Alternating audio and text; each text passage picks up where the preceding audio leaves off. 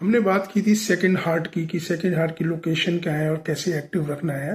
देखिए, भगवान ने हमें सेकंड हार्ट की जरूरत क्यों दी। हम जब इंसान खड़ा हुआ दो पैरों पे, एनिमल देखिए चार पैरों पे चलते हैं तो उनका हार्ट ऑलमोस्ट सेंटर पे होता है, लेकिन जब हम खड़े हो गए दो पैरों पे हो गए तो हमारा हार्ट ऊपर आ गया और पैर काफी नीचे हो गए। यानी कि ग्रेविटी का असर देखें तो जब ब्लड वापस आना होता है तो मुश्किल होता है, क्योंकि ग्रेविटी नीचे पुल करती है।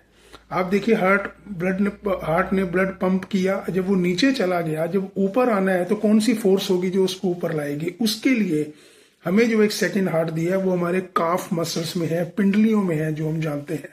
वहां से वो मसल की कंस्ट्रक्शन और रिलैक्सेशन होती है हार्ट की तरह ही, तो वो ब्लड ऊपर आता है। तो this is our second heart. और अगर सेकंड हार्ट की हम हेल्थ अच्छी रखेंगे और इसको एक्टिव मोड में रखेंगे तो हमारे प्राइमरी हार्ट पे जो है वो इफेक्ट कम आएगा, लोड कम पड़ेगा और हम ज्यादा हेल्दी रहेंगे, हार्ट की कंडीशन बेटर रहेगी।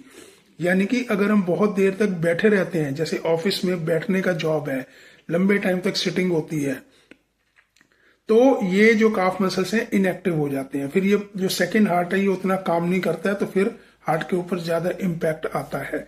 सिमिलरली और कंडीशंस होती हैं, जैसे प्रेगनेंसी है तो भी लेडी ज्यादा देर तक बैठी रहती है तो भी ये दिक्कत आती है। तो यानी कि हमें क्या करना है कि बहुत देर तक बैठे नहीं रहना है, बीच बीच में मूवमेंट करते रहना है, और बहुत देर तक एक ही जगह पे खड़े भी नहीं रहना है, वहां भी मूवमेंट करनी है। बिकॉज अगर 20 मिनट तक हम एक ही पोजीशन में अगर खड़े रहेंगे तो लाइकली है कि हम बेहोश होकर गिर जाएंगे, क्योंकि उतना ब्लड ऊपर नहीं आ पाता है और फिर जो हार्ट ने पंप करना होता है ब्रेन में ब्लड, वो भी नहीं जा पाता है।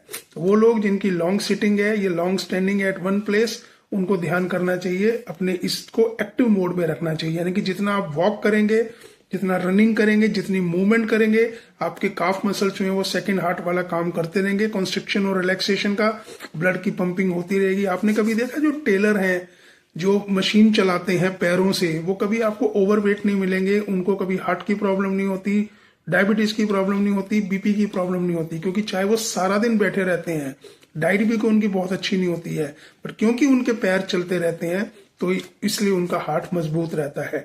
तो आप लोग क्या कर सकते हैं, जब आप लॉन्ग टाइम तक सिटिंग करें तो अपने पैरों को, इसको लेग्स फिजिटिंग बोलते हैं या सोलियस पुशअप्स बोलते हैं, मसल्स होती हैं सोलियस, उनका पुशअप बोलते हैं, कि पंजे नीचे टिका के और हील से आप ऊपर नीचे करते रहे, या ऐसे ऐसे करते रहे, या ऐसे ऐसे करते रहे।